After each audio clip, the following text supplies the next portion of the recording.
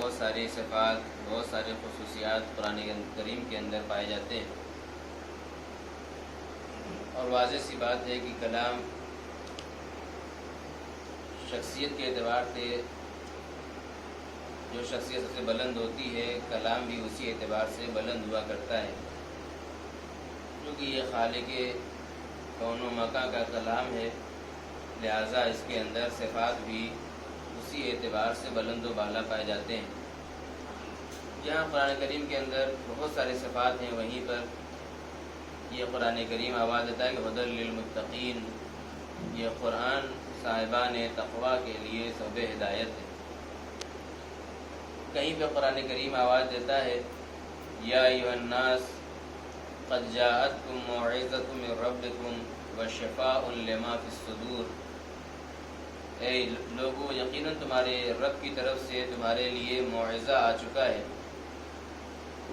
وشفاء لما فی الصدور، اور یہ وہ قرآن ہے کہ جو ان بیماریوں کے لیے شفا ہے کہ جو دلوں کے اندر پائی جاتی ہے۔ لیکن اگر اصلاً دیکھا جائے تو قرآن کریم روحانی امراض کے لیے شفا ہے، اس سے انکار نہیں ہے کہ یہ جسمانی امراض کے لیے شفا نہیں ہے۔ یقیناً یہ قرآن کریم جسمانی امراض کے لیے بھی شفا ہے، لیکن اصل مقصد قرآن کریم یہ ہے کہ یہ قرآن روحانی امراض کے لیے شفا ہے۔ اس لیے قرآن کریم کی آیت کریمہ آواز دے کہ وشفاء لما فی الصدور، کہ یہ قرآن ان بیماریوں کے لیے شفا ہے کہ جو دلوں کے اندر، سینوں کے اندر پائی جاتی ہیں، یعنی ایک جسمانی بیماری ہوا کرتی ہے اور ایک روحانی بیماری ہوا کرتی ہے۔ تو یہ قرآن اصلاً جسمانی امراض کے لیے شفا تو ہے ہی ہے، اصلاً دیکھا جائے تو یہ قرآن روحانی امراض کے لیے شفا ہے۔ اور قرآن کریم کی بہت ساری خصوصیات سورہ بنی اسرائیل میں ارشاد ہوتا ہے کہ ہم نے جو قرآن مجید نازل کیا یا ہم جو قرآن مجید نازل کرتے ہیں، شفاء للمؤمنین، یہ قرآن کریم مومنین کے لیے شفا اور رحمت ہے، ولا یزید الظالمین الا خسارا، اور یہ قرآن ظالمین کے لیے سوائے خسارے اور نقصان کے اور کچھ نہیں ہے۔ سامعین گرامی، یہ قرآن کریم جہاں پہ قرآن خود اپنے خصوصیات کو بیان کر رہا ہے، وہیں پر ائمہ معصومین نے بھی، رسول نے بھی اس قرآن کریم کی خصوصیات کو بیان کیا ہے۔ امیر المومنین حضرت علی بن ابی طالب علیہ السلام ارشاد فرماتے ہیں کہ القرآن هو الناصح الذی لا یضل، یہ قرآن کریم ایسا نصیحت کرنے والا ہے جو کبھی انسان کو گمراہ نہیں کرتا ہے، والہادی الذی لا یکذب، قرآن کریم ایسی گفتگو کرنے والا ہے کہ جو کبھی جھوٹ نہیں بولتا ہے۔ قرآن کریم کے حوالے سے مولانا نے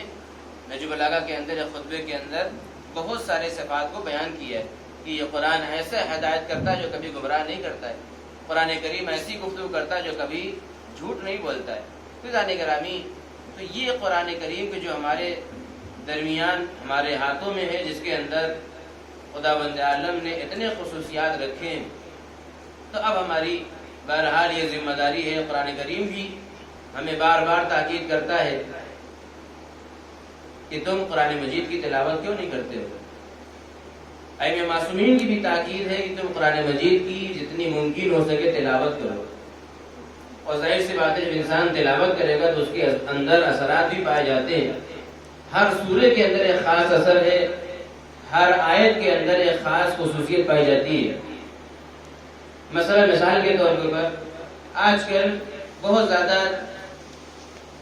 دل کی بیماری اور دل کی پریشانی، انسان کا دل گھبرانا، اس حوالے سے بہت زیادہ پریشانیاں لوگ سوال کرتے ہیں کہ اس کا کون سا ورد کیا جائے، کون سی آیت کریمہ کی تلاوت کی جائے۔ تو سورہ رعد کی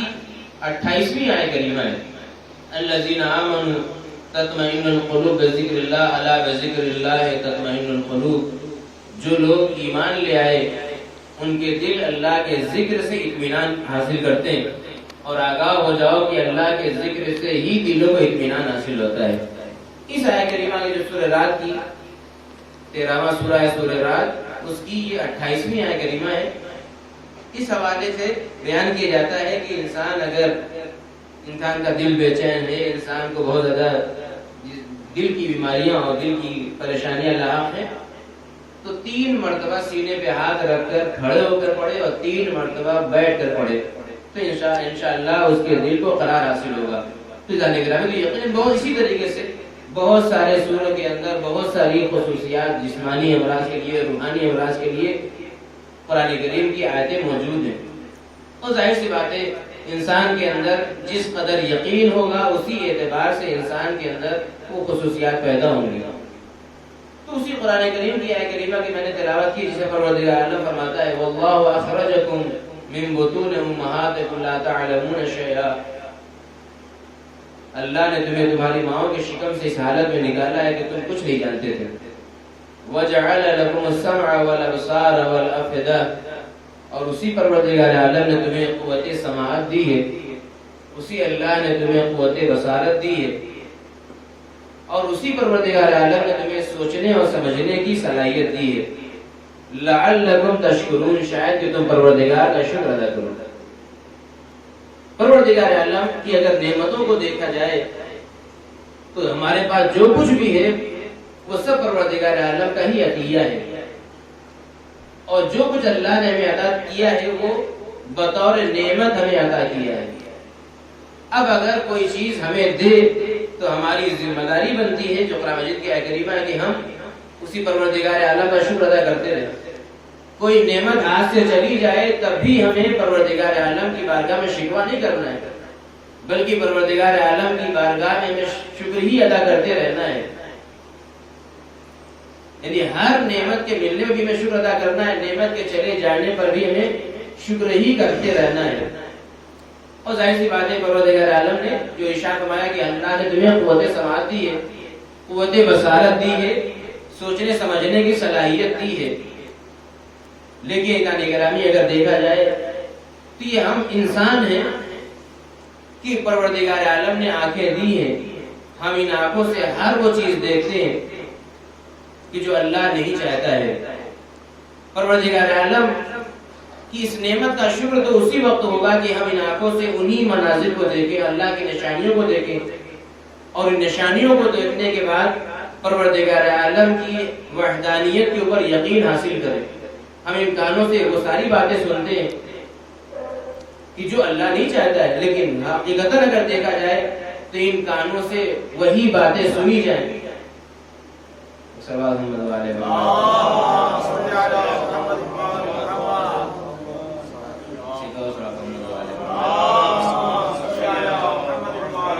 انسان دل و دماغ کی صورت میں جو اللہ نے نعمت دی ہے، اس دل و دماغ سے انسان غور و فکر کرے کہ یہ عظیم نعمت، سوچے کہ جو اللہ نے یہ نعمت دی ہے، اور اس نعمت سے انسان غور و فکر کرے کہ جب دنیا کی کوئی چیز بغیر بنانے والے کے نہیں بن سکتی ہے تو یہ کائنات بغیر بنانے والے کے، یہ نظام بغیر چلانے والے کیسے چل سکتا ہے۔ اور جب یہ نعمت اللہ نے دی ہے تو پھر مطالبہ یہی ہے لعلکم تشکرون، شاید کہ تم پروردگار عالم کا شکر ادا کرو۔ قرآن کریم کے اندر بہت سارے مقامات ہیں جہاں پروردگار عالم نے شکر کی گفتگو کی ہے۔ انشأ لکم السمع والابصار والافئدہ، پروردگار عالم نعمتوں کو دینے کے بعد یہ آواز دے رہا ہے شاید کہ تم شکر پروردگار کرو۔ انشأ لکم السمع والابصار والافئدہ، اللہ نے ہی تمہیں قوت سماعت دی، اللہ ہی نے تمہیں قوت بصارت دی، سوچنے سمجھنے کی صلاحیت دی۔ لعلکم تشکرون، شاید کہ تم پروردگار عالم کا شکر ادا کرو۔ ایسا نگرامی اگر ہم شکر کرتے ہیں تو شکر کا فائدہ خود ہم ہی کو حاصل ہوتا ہے۔ وَمَنْ شَكَرَ فَإِنَّمَا يَشْكُرُ لِنَفْسِهِ، جو شکر کرتا ہے اس شکر کا فائدہ خود انسان ہی کو حاصل ہوتا ہے۔ اس لیے کہ قرآن مجید کی آیت کریمہ ہے، مشہور و معروف آیت کریمہ، لَئِن شَكَرْتُمْ لَأَزِيدَنَّكُمْ وَلَئِن كَفَرْتُمْ إِنَّ عَذَابِي لَشَدِيدٌ، اگر شکر کرو گے تو ہم تمہاری نعمتوں میں اضافہ کر دیں گے، اور اگر کفران نعمت کرو گے تو یاد رکھو کہ پروردگار عالم کا جو عذاب ہے وہ بہت سخت ہے۔ تو پروردگار عالم نے جو نعمتیں دی ہیں اس نعمت کو دینے کے بعد پروردگار عالم کبھی کبھی یہ آزمانا بھی چاہتا ہے، یعنی اللہ نے جو ہمیں نعمتیں دی ہیں، یہ نعمتیں جو اللہ ہمیں عطا کرتا جا رہا ہے، کبھی کبھی یہ تو آزمائش کے طور پر بھی ہوتا ہے کہ میرا بندہ نعمت کو پانے کے بعد شکر ادا کرتا ہے یا کفران نعمت کرتا ہے۔ سورہ نمل میں آج دیکھیں جناب سلیمان کے تذکرے میں یہ آیت کریمہ ملتی ہے۔ جناب سلیمان نے ارشاد فرمایا ھذا من فضل ربی، یہ اللہ نے جو کچھ مجھے عطا کیا یہ میرے پروردگار عالم کا فضل و کرم ہے۔ کیوں عطا کیا؟ وہ پروردگار عالم نے، اس پروردگار عالم نے مجھے یہ نعمتیں اس لیے عطا کی ہیں تاکہ وہ مجھے آزمائے کہ میں شکر ادا کرتا ہوں یا کفران نعمت کرتا ہوں۔ یعنی کبھی پروردگار عالم جو نعمت عطا کرتا ہے وہ بطور آزمائش ہوا کرتی ہے کہ یہ میرا بندہ نعمت پانے کے بعد شکر ادا کرتا ہے یا نعمت پانے کے بعد کفران نعمت کرنے لگتا ہے۔ ایک صلوات پر محمد و آل محمد۔ اب اس شکر کے بھی بہت سارے مراحل ہیں۔ انسان کبھی کبھی شکر کے مراحل میں کہا جاتا ہے کہ انسان کبھی دل سے شکر ادا کرے۔ دل سے شکر کا مطلب یہ ہے کہ پروردگار عالم کی عظمت اس کے پیش نگاہ ہو، پروردگار عالم کی عظمت اس کے نگاہوں میں رہے اور پروردگار عالم کی قدر و منزلت کو جانے، اور کبھی زبان سے شکر ادا کرے۔ زبان سے شکر ادا کرنے کی بھی اہمیت ہے، یعنی اللہ کی نعمتیں جو اسے عطا کی گئی ہیں، نعمتوں کو پانے کے بعد رسول اسلام حضرت محمد مصطفیٰ صلی اللہ علیہ وسلم کو جب بھی کوئی نعمت عطا ہوتی تھی، جب بھی رسول اسلام کوئی نعمت حاصل کرتے تھے، فوراً اس نعمت کے اوپر شکر پروردگار، حمد پروردگار عالم بجا لایا کرتے تھے۔ اور یہ معصومین کی سیرت بھی ہے، کبھی انسان عمل سے شکر پروردگار کرے۔ یعنی عمل سے شکر پروردگار کا مطلب یہ ہے کہ انسان کو اللہ نے جن واجبات کے لیے حکم دیا ہے ان واجبات کی ادائیگی کرتا رہے، اور جن چیزوں سے پروردگار عالم نے انسان کو روکا ہے انسان ان چیزوں سے بچتا رہے۔ اور عمل کے مراحل میں اگر آپ دیکھیں تو سب سے پہلے نعمت کے بعد عملی شکر وہ یہ کہ انسان نماز پڑھے۔ یعنی نعمت ملنے کے بعد انسان نماز پڑھے، اور ظاہر سی بات ہے کسی کے پاس نعمتیں زیادہ ہوتی ہیں، کسی کے پاس کم ہوتی ہیں۔ قرآن کریم کا سب سے مختصر سورہ کوثر، وہاں پروردگار عالم کیا آواز دے رہا ہے؟ اِنَّا أَعْطَيْنَاكَ الْكَوْثَرَ، اے پیغمبر ہم نے آپ کو کوثر عطا کر دیا۔ یعنی گویا یہ کوثر ایک نعمت ہے جو ہم نے آپ کو عطا کی ہے، لہذا اس نعمت کے شکرانے کے طور پر آپ کی ذمہ داری ہے کہ فَصَلِّ لِرَبِّكَ، بس آپ اپنے رب کے لیے نمازیں پڑھیے۔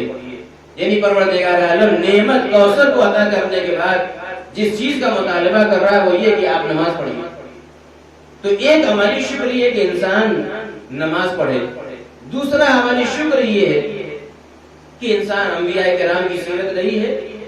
کہ نعمت ملنے کے بعد روزے رکھا کرتے تھے، یعنی یہ بھی عملی شکر ہے۔ عملی شکر میں سے ایک چیز یہ بھی ہے کہ انسان کے بعد جو نعمت ہے وہ نعمت دوسروں کو بھی عطا کرے۔ مثلا میرے پاس علم ہے کسی چیز کا اور اس علم سے دوسروں کو میں فائدہ پہنچا سکتا ہوں، تو پھر یہ عملی شکر ہوگا کہ اس نعمت کو ہم دوسروں تک منتقل کر دیں۔ سورہ بقرہ کی 182 بلکہ 282 نمبر کی آیت کریمہ ہے جو قرآن کریم کی سب سے بڑی آیت ہے، پورے ایک صفحے کی آیت کریمہ، اس میں ایک فقرہ ہے۔ یعنی میں نے عرض کیا کہ لوگوں کی خدمت کرنا یہ بھی عملی شکر ہے۔ وہاں پروردگار عالم ارشاد فرماتا ہے کہ ولا یاب کاتب ان یکتب کما علمہ اللہ، کوئی بھی لکھنے والا ہے، مثلا انسان عالم ہے اور کوئی جاہل اس عالم کے پاس آئے اور کہے کہ تم میری تحریر یہ لکھ دو، یہ میرا خط لکھ دو، تو چونکہ اس کے پاس جو علم ہے وہ بھی ایک نعمت پروردگار ہے، لہذا عالم کی ذمہ داری ہے کہ اس تحریر کو، اس کے کام کو، اس کے خط کو لکھ دے۔ وَلَا يَأْبَ كَاتِبٌ أَن يَكْتُبَ كَمَا عَلَّمَهُ اللَّهُ، کوئی لکھنے والا لکھنے سے انکار نہ کرے جبکہ پروردگار عالم نے اسے اس علم کو عطا کر دیا ہو۔ یعنی پروردگار عالم فرما رہا ہے کہ اگر تمہیں علم ہے تو اس علم سے تم انکار نہ کرو، لکھنے سے انکار نہ کرو۔ یعنی یہاں کے اوپر لین دین اور قرض سے متعلق پوری مسلسل آیتیں ہیں، آیت کے فقرات ہیں۔ تو لوگوں کی خدمت کرنا عملی شکر میں سے ایک چیز یہ بھی ہے کہ انسان قناعت کرے۔ اگر انسان کے اندر یہ قناعت کی نعمت نہیں تو کبھی بھی انسان پرسکون زندگی گزار نہیں سکتا ہے۔ پرسکون زندگی، اطمینان اور سکون اور چین کی زندگی گزارنے کے لیے ضروری ہے کہ انسان قناعت اختیار کرے۔ سورہ نمل میں آیت کریمہ موجود ہے، من عمل صالحا من ذکر او انثى وهو مؤمن فلنحيينه حیاتا طیبہ، جو بھی عمل صالح انجام دے بشرطے کی ایمان کے ساتھ ساتھ ہو، فَلَنُحْيِيَنَّهُ حَيَاتًا طَيِّبَةً، تو ہم اسے پاک و پاکیزہ زندگی عطا کر دیں گے۔ یعنی انسان اگر ایمان کے ساتھ ساتھ عمل صالح انجام دیتا ہے تو اسے پروردگار عالم حیات طیبہ عطا کر دیتا ہے۔ اور یہاں جو تفسیروں میں ملتا ہے کہ حیات طیبہ سے مراد قناعت کی دولت ہے، یعنی اگر انسان کو قناعت کی دولت نصیب حاصل ہو جاتی ہے، نصیب ہو جاتی ہے، تو یقیناً انسان کی زندگی پرسکون ہو جایا کرتی ہے۔ لیکن اگر یہی قناعت کی دولت انسان کے پاس نہ ہو تو دولتیں بھری پڑی رہتی ہیں لیکن انسان کی زندگی میں سکون و سکون حاصل نہیں ہوتا ہے۔ صلوات پر محمد و آل محمد۔ یعنی یہ بھی ہماری شکر ہے کہ انسان قناعت کرے۔ یعنی گرامی شکر پروردگار انسان اسی وقت کر سکتا ہے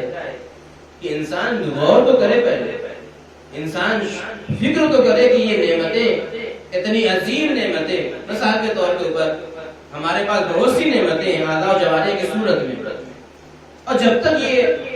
نعمتیں ہوتی ہیں تب تک احساس نہیں ہوتا ہے۔ مثلا یہ میری 5 انگلیاں ہیں، ان 5 انگلیوں میں 2 انگلی کٹ جائے تب احساس ہوگا کہ یقیناً یہ اللہ کی کتنی عظیم نعمتیں تھی جو مجھ سے چھن گئی۔ تو جب تک انسان کے پاس نعمتیں ہوتی ہیں تب تک نعمتوں کا احساس نہیں ہوتا ہے۔ معمولی سی نعمت جسے ہم تصور کرتے ہیں لیکن ہے وہ بہت عظیم نعمت، پانی کی نعمت۔ سورہ بقرہ جس کے پڑھنے کی بہت زیادہ تاکید ہے، جس سورہ کو سورہ غنی بھی کہا جاتا ہے، یعنی مالی مشکلات جس کے پاس ہوں وہ نماز عشاء کے بعد سورہ واقعہ کی تلاوت کیا کرے۔ اس سورہ کا دوسرا نام سورہ غنی ہے، مالدار کر دینے والا سورہ۔ اس سورہ واقعہ میں ایک آیت کریمہ موجود ہے اور پروردگار عالم نے اس پانی کی طرف متوجہ کیا ہے، جس پانی کی ہمیں کوئی قدر نہیں، ہمارے نگاہ میں بہت معمولی نعمت سمجھتے ہیں۔ اس نعمت کا اندازہ اس وقت ہوگا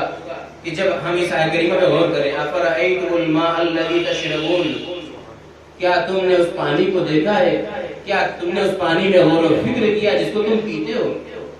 اانتم انزلتموہ ام نحن المنزلون، اس پانی کو تم نے نازل کیا یا ہم نے نازل کیا ہے؟ اور پروردگار فرماتا ہے اگر ہم یہ چاہتے تو اس پانی کو کڑوا کر دیتے جسے تم پی نہیں سکتے تھے۔ یعنی پروردگار عالم نے گویا متوجہ کیا ہے اس پانی میں جو نعمت ہے، مٹھاس کی جو نعمت پروردگار عالم نے عطا کی ہے، یہ پروردگار عالم نے پانی برسایا ہے، یہ پینے کے لائق جو پروردگار عالم نے بنایا ہے، یہ کسی اور کی عطا کردہ نعمت نہیں ہے، پروردگار عالم کی عطا کردہ نعمت ہے۔ اگر ہم اسے کڑوا کر دیں تو ہماری زندگی دوبھر ہو جاتی، تم زندگی نہیں گزار سکتے تھے۔ پروردگار عالم نے اس کو میٹھا کر دیا ہے، لعلکم تشکرون، شاید تم پروردگار عالم کا شکر ادا کرو۔ تو جانے گرامی نے پروردگار عالم کی نعمت کا انسان شکر اسی وقت ادا کر سکتا ہے کہ جب انسان کے اندر شناخت نعمت پائی جاتی ہے، یعنی نعمت کو پہچانتا تو ہو۔ اور اسی نعمتوں میں سے ایک نعمت جو سورہ واقعہ کے اندر پروردگار عالم نے متوجہ کیا ہے۔ اور جانے گرامی انسان شکر نعمت اسی وقت کر سکتا ہے کہ جب انسان اپنے سے پست انسانوں کو دیکھے، اپنے سے بلند انسانوں کو نہ دیکھے۔ کبھی بھی شکر انسان نہیں کر سکتا جب انسان اپنے سے بلند انسانوں کو دیکھے گا۔ مثال کے طور پر ایک حکایت بیان کی جاتی ہے کہ ایک نوجوان ہے، ایک شخص، شدید بارش ہو رہی ہے، بس اڈے پر کھڑا ہوا، ایک مثال ہے، اور اس مثال کے ذریعے سے اندازہ ہوگا کہ کبھی بھی انسان کو اپنے سے بالاتر انسان کو نہیں دیکھنا چاہیے۔ اگر ہمیں اللہ نے نعمت دی ہے، مکان جیسی نعمت مثال کے طور پر، تو ہمیں یہ دیکھنا ہے، ہمیں یہ غور کرنا ہے کہ کتنے ہی کروڑوں انسان ایسے ہیں کہ جن کے پاس یہ بھی دولت نصیب نہیں ہے۔ اللہ نے ہمیں اولاد جیسی نعمت دی ہے، کتنے ہی افراد ایسے ہیں کہ جن کے ہاں یہ بھی نعمت نہیں پائی جاتی ہے۔ تو ایک آیتوں میں یہ ایک آیت بیان کی جاتی ہے کہ ایک نوجوان، شدید بارش ہو رہی ہے، بس اڈے پر کھڑا ہوا ہے بس کے انتظار میں، شدید بارش ہے اور وہاں سے ایک کار گزرتی ہے، فوراً اس کے ذہن میں یہ خیال پیدا ہوا ہے کاش میرے پاس بھی کار ہوتی تو اس طریقے سے میں بس اڈے پہ انتظار نہ کرتا، میں بھی اپنے گھر پہ آسانی سے پہنچ جاتا، بس کے انتظار میں یہاں بارش میں کھڑا نہ رہتا۔ ابھی یہ سوچ ہی رہا تھا کہ دوسرا شخص آتا ہے شدید بارش میں، یہ جو شخص ہے جو بس کے انتظار میں ہے اس کے جیب میں پیسے بھی ہیں، بس کے انتظار میں اسی لیے کھڑا ہے اس کے پاس پیسے ہیں۔ دوسرا شخص جب وہاں سے گزرا تو اس نے اس بس کے انتظار کرنے والے کے بارے میں سوچا اور کہا کہ اے کاش میرے پاس بھی کچھ پیسے ہوتے تو میں بھی بس کے انتظار میں کھڑا رہتا، میں اس طریقے سے ہمیشہ مشکلات میں گرفتار نہ ہوتا۔ تو ذات گرامی، تو انسان کو ہمیشہ اپنے سے پست انسان کو دیکھنا چاہیے۔ جب انسان اپنے سے پست انسانوں کو دیکھے گا تو ہمیشہ شکر پروردگار کرتا ہوا نظر آئے گا، لیکن جب اپنے سے اعلیٰ تر انسانوں کو دیکھتا رہے گا تو یقیناً کبھی بھی وہ شکر پروردگار نہ کرتا ہوا نظر آئے گا بلکہ کفران نعمت کرتا ہوا نظر آئے گا۔ صلوات بر محمد وعلیہ وسلم۔ تو شکر پروردگار جس کا مطالبہ قرآن مجید میں جا بجا ہمیں پروردگار عالم نے حکم دیا ہے، لعلکم تشکرون، شاید تم پروردگار عالم کا شکر ادا کرو۔ اب انسان شکر کرتا ہے تو اس کے بہت سارے فوائد جو جیسا کہ میں نے قرآن کریم کی آیت کریمہ کی تلاوت کی، لئن شکرتم لازیدنکم، اگر تم شکر کرو گے، شکر کے فوائد، اگر تم شکر کرو گے تو ہم تمہاری نعمتوں میں اضافہ کریں گے، اور اگر کفران نعمت کرو گے تو یقیناً جان لو کہ پروردگار عالم کا عذاب بہت سخت ہے۔ اور پھر اس کے بعد شکر کے فوائد میں سے یہ بھی ہے کہ انسان جب شکر نعمت کرتا ہے دوبارہ نعمت میں اضافہ ہوتا ہے۔ شکر نعمت نعمتن افزو کند، کفر نعمت اسکفت بیرون کند۔ شکر نعمت سے انسان کے ہاتھوں میں نعمتیں آ جایا کرتی ہیں اور کفران نعمت کرنے سے انسان کے ہاتھ سے نعمتیں چلی جایا کرتی ہیں، اور انسان جیسے جیسے شکر کرتا رہتا ہے پروردگار عالم اس کو نعمتیں عطا کرتا رہتا ہے۔ اور اس کے بعد شکر نعمت ایک فائدہ بہت عظیم یہ ہے جو قرآن مجید نے بیان کیا ہے کہ انسان کو پروردگار عالم گمراہیوں سے بچا لیتا ہے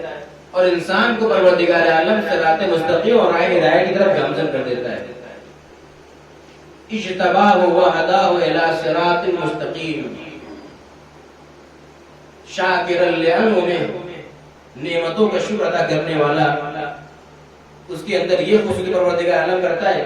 اجتباہ ہو، پروردگار عالم گمراہیوں سے بچا لیتا ہے، وہداہ الی صراط مستقیم، اور پروردگار عالم صراط مستقیم کی طرف سے گامزن کر دیتا ہے۔ جو قرآن مجید نے آیت کریمہ میں بیان کیا کہ شکر نعمت ایک فائدہ یہ ہے کہ انسان کو گمراہیوں سے پروردگار عالم بچاتا ہے اور صراط مستقیم کی طرف انسان کو گامزن کر دیتا ہے۔ لیکن شکر نعمت ہمیں کیسے کرنا ہے؟ ہم جب کسی کے ساتھ نعمت، گویا ہم کسی کے ساتھ احسان کرتے ہیں، جب کوئی نعمت کسی کو دیتے ہیں تو کہیں نہ کہیں، اور امیر المولا کائنات حضرت امیر المومنین علیہ السلام کی ایک حدیث کریمہ ہے، یہ حدیث ہمیشہ پیش نگاہ میں رکھنا ہے کہ جس کی دو چیزوں کو ہمیشہ فراموش کر دو، انسان دو چیزوں کو ہمیشہ فراموش کرے،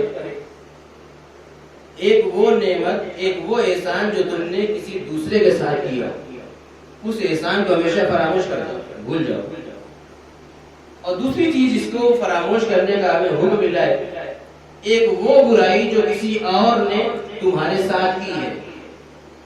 اگر تم ان دو چیزوں کو فراموش کر جاتے، اگر کسی کے ساتھ احسان کیا ہے، اور یہ محاورہ جو نیکی کر دریا میں ڈالا، یعنی اگر آپ نے نیکی کر دی کسی کے ساتھ تو پھر آپ احسان کے اور شکر کے منتظر نہ رہیں بلکہ بھول جائیے، اور اگر کسی نے آپ کے ساتھ برائی کر دی ہے، آپ کو برا بھلا کہہ دیا ہے تو آپ اس کو بھی بھول جائیے۔ اگر آپ زندگی میں پرسکون زندگی چاہتے ہیں تو گرامی تو یقیناً آپ دیکھیں، ہم جب احسان کے، ہماری فطرت ہوتی ہے، ہم جب کسی کے ساتھ نیکی کرتے ہیں، جب کسی کو نعمت دے دیتے ہیں تو ہم کہیں نہ کہیں یہ چاہتے ہیں کہ یہ جو نعمت کی ہے، جس نے نعمت حاصل کی ہے، وہ ہمارا احسان مانے، ہمارا شکریہ ادا کرے، لیکن جانے گرامی اہل بیت طاہرین کی ذات گرامی کو دیکھیں، ذوات مقدسہ کو دیکھیں، اہل بیت طاہرین کی سیرت یہ ہے کہ جب یہ اسیر ہو، مسکین ہو، یتیم کو روٹیاں کھلاتے تو روٹیوں کو کھلانے کے بعد احسان کے منتظر نہیں ہوتے، بلکہ قرآن کریم میں آیت کریمہ موجود، سورہ دہر کی آیت کریمہ موجود ہے، پروردگار عالم ارشاد فرما رہا ہے، یہ اہل بیت طاہرین آواز دیں، انما نطعمکم لوجہ اللہ لا نرید منکم جزاء ولا شکورا، اے یتیم و مسکین، اے اسیر، اے پروردگار ہم نے جو کھانا کھلایا ہے یہ فقط اور فقط تیری رضا کے لیے کھلایا ہے، نہ ہم اس کے شکریہ کے طلبگار ہیں، نہ اس کے احسان مند ہیں۔ صلوات پر محمد وآل محمد۔ یہ اہل بیت طاہرین کی ذوات مقدسہ ہے کہ پروردگار عالم کی بارگاہ میں یہ آواز دیتے ہیں، احسان کرنے کے بعد احسان کے منتظر نہیں ہے، شکریہ کے منتظر نہیں ہے، بلکہ آواز دیتے ہیں کہ اے پروردگار ہم نے جو کھانا کھلایا ہے فقط اور فقط تیری رضا کے لیے کھلایا ہے۔ تو اگر ہم کسی کے ساتھ کسی کو نعمت عطا کرتے ہیں، کسی کے احسان کرتے ہیں، تو وہ احسان اور نعمت بھی فقط اور فقط اس لیے کرنا ہے کہ چونکہ اس میں رضائے پروردگار ہے، اس میں خوشنودی پروردگار ہے، اس میں ہمیں احسان کے طلبگار نہیں رہنا ہے۔ تو اہل بیت طاہرین آواز دیتے ہیں، اور یہ ذوات مقدسہ تو وہ ہیں کہ جب یہ نیکیاں اور احسان کر دیتے تو پروردگار عالم ان کا شکریہ ادا کرتا ہے، یعنی پروردگار عالم جب ہمیں نعمتیں دیتا ہے تو پروردگار عالم ہم سے شکریہ کا مطالبہ کرتا ہے۔ یہ ذوات مقدسہ تو وہ ہیں کہ جب یہ پروردگار عالم کی بارگاہ میں خوشنودی پروردگار کے لیے کوئی عمل انجام دیتے ہیں تو پروردگار عالم ان کا شکریہ ادا کرتا ہے۔ وَكَانَ سَعْيُكُمْ مَشْكُورًا، اے اہل بیت طاہرین آپ وہ ہیں کہ جن کی کوششوں کا پروردگار عالم شکریہ ادا کر رہا ہے۔ صلوات پر محمد وآل اہل بیت طاہرین کی جو سیرت ہے، جو کردار ہے، اس سیرت و کردار میں ہمیں یہ نظر آتا ہے کہ ہر موقع کے اوپر چاہے وہ نعمتیں مل رہی ہوں، چاہے وہ نعمتیں چھین جائیں، ہر موقع پر شکر پروردگار ہی نظر آتا ہے۔ عزیزان گرامی، مشکل سے مشکل ترین حالات میں بھی ہمیں جو سیرت نظر آتی ہے وہ سیرت یہی ہے کہ شکر پروردگار عالم ہی نظر آتا ہے۔ امام حسین علیہ السلام کربلا کے میدان میں مسلسل مشکلوں پہ مشکلات برداشت کر رہے ہیں، لیکن اس موقع پہ ہی پروردگار عالم کی بارگاہ میں امام حسین علیہ السلام نے اس مصیبت کے عالم میں بھی آواز دی کہ اے پروردگار ان مصیبتوں کا برداشت کر لینا میرے لیے بہت آسان ہے، اس لیے کہ یہ جو کچھ بھی ہو رہا ہے وہ سب تیری نظروں کے سامنے ہو رہا ہے۔ عزیزان گرامی، اور اس کے بعد آپ دیکھیں جب امام حسین علیہ السلام نے کربلا کے میدان میں قربانیاں پیش کی ہیں اور جناب زینب سے سوال ہوتا ہے کہ کربلا میں تم نے کیا دیکھا ہے، آپ نے کیا دیکھا ہے، تو جناب زینب کا فقرہ ہے کہ ہم نے کربلا میں سوائے حسن پروردگار کے اور کچھ نہیں دیکھا ہے۔ عزیزان گرامی، یہ دو شخصیتیں کربلا کے میدان میں وہ نظر آتی ہیں، آپس میں ایسی محبت ہے بھائی اور بہن کی کہ اندازہ ہوتا ہے کہ ان دونوں کے متعلق ہمیں جو وصیتیں اور نصیحتیں ملتی ہیں، جناب فاطمہ زہرا نے جناب زینب سے کچھ وصیتیں فرمائی ہیں اور امیر المومنین نے مولا امام حسین علیہ السلام سے وصیت فرمائی ہے۔ آپ تصور کریں، جناب فاطمہ زہرا کا آخری لمحہ یا آخری وقت ہے،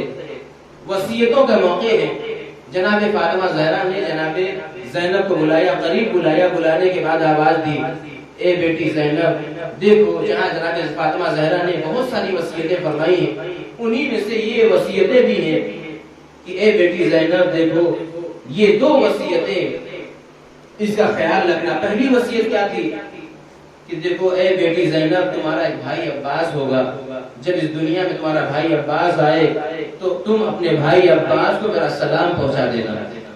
ہاں دادارو، جناب زینب کو جناب فاطمہ زہرا نے سن 11 ہجری میں یہ وصیت فرمائی ہے کہ اے بیٹی زینب، جب تمہارا بھائی عباس آئے تو اپنے بھائی عباس کو میرا سلام پہنچا دینا۔ ہاں دادا، سن 26 ہجری 4 شعبان سن 26 ہجری آتی ہے ایک مرتبہ جناب زینب نے جب یہ منظر دیکھا، مولا کائنات کی آغوش میں، بابا کی آغوش میں ایک کمسن بچہ ہے، جیسے مولا کائنات نے آواز دی، دیکھو یہی میرا وہ بچہ ہے، یہی میرا وہ بیٹا ہے جس کے بارے میں رسول نے یہ ارشاد فرمایا تھا کہ اے علی تم اس کا نام عباس رکھنا۔ ہاں آزادارو، جیسے ہی جناب زینب نے عباس کا نام سننا تھا، آواز دی، اے بابا مجھے بھائی عباس کو میری آغوش میں دے دیجئے۔ ہاں آزادارو، جیسے ہی جناب عباس کو جناب زینب نے آغوش میں لیا، کانوں میں کچھ گفتگو کرنا شروع کی ہے، مولا کائنات آواز دیتے ہیں، اے بیٹی زینب، ارے تمہارا بھائی عباس تو بھی ایک دن کا بھی نہیں ہے، تو اپنے بھائی عباس سے کیا گفتگو کر رہی ہو؟ ہاں دادارو، جیسے ہی یہ گفتگو ہو رہی تھی، جناب زینب نے تڑپ کے آواز دی، اے بابا اپنے بھیا عباس سے میں کوئی گفتگو نہیں کر رہی ہوں، بلکہ مادر گرامی کی ایک وصیت تھی جو آخری لمحات میں مجھ سے فرمائی تھی، اے بیٹی زینب، جب تمہارا بھائی عباس اس دنیا میں آئے تو عباس کو میرا سلام کہہ دینا۔ اے بابا، میں نے مادر گرامی کا سلام بھائی عباس کو پہنچا دیا ہے، اجرکم اللہ۔ ہاں دادارو، جناب زینب نے جناب فاطمہ زہرا کی وصیت کو پہنچایا ہے۔ ہاں دادارو، دوسری وصیت جناب فاطمہ زہرا نے جناب زینب سے یہ فرمائی تھی، جس کا تعلق 10 محرم سن 61 ہجری سے تھا۔ ہاں دادارو، وصیت کیا تھی؟ اے بیٹی زینب، ارے جب تمہارا بھیا حسین ارے جب رخصت آخر کے لیے آئے تو میں تو اس وقت نہ ہوں گی، لہذا تم میری جانب سے اپنے بھائی حسین کے گلے کے بوسے لے لینا۔ دادارو، جیسے ہی 10 محرم سن 61 ہجری کا وہ لمحہ آتا ہے، بھائی حسین ارے خیمے میں آتا ہے، رخصت آخر کے لیے آتا ہے۔ ایک مرتبہ جناب زینب نے ایک مرتبہ چلتے چلتے آواز دی، اے بھیا حسین، ارے ذرا اپنے گلے سے امامے کا کپڑا تو ہٹائیے۔ ایک مرتبہ امامے کا کپڑا ہٹایا، جناب زینب نے گلے کے بوسے لینا شروع کیے۔ ایک مرتبہ حسین تڑپ کے سوال کرتے ہیں، اے بہن زینب، ارے یہ گلے کے بوسے کیوں لیے جا رہے ہیں؟ آواز دی، اے بھیا، ارے مادر گرامی کی وصیت تھی جسے میں پورا کر رہی ہوں۔ آواز دی، اے بھیا،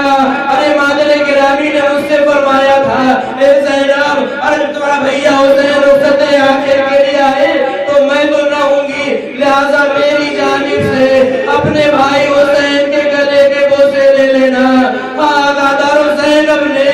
اپنے بھائی کے گلے کے بوسے لیے، ادھر حسین نے آواز دی، اے بہن زینب، ارے اپنے بازو سے ردا تو ہٹاؤ۔ ایک مرتبہ ردا زینب نے ہٹائی، حسین نے بازو کے بوسے لینا شروع کیے۔ زینب تڑپ کے سوال کرتی ہے، اے بھیا، ارے یہ بازو کے بوسے کیوں لیے جا رہے ہیں؟ آواز دی، اے بہن زینب، والد گرامی کی آخری وصیتوں میں سے ایک وصیت مجھ سے یہ فرمائی تھی، اے حسین، جب رخصت آخر کے لیے جانا